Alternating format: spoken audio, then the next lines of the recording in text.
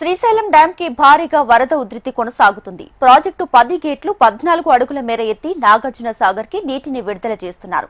ఎగువ పరివాహక ప్రాంతాల్లో కురుస్తున్న భారీ వర్షాలతో శ్రీశైలం జలాశయానికి వరద నీరు వచ్చి చేరుతుంది.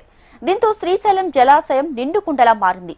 జూరాల ప్రాజెక్టు నుంచి 2,65,957 క్యూసెక్కులు, సుంకేసుల నుంచి 1,42,294 క్యూసెక్కుల వరద నీరు శ్రీశైలం జలాశయానికి వచ్చి చేరుతుంది.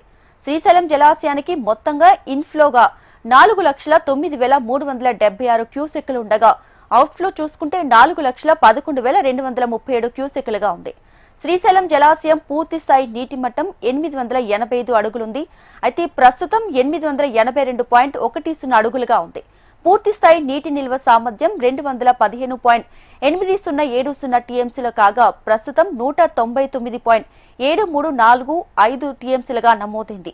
శ్రీశైలం కుడి ఎడమగట్టు జల విద్యుత్ కేంద్రాలలో విద్యుత్ ఉత్పత్తి పూర్తి స్థాయిలో కొనసాగుతుంది.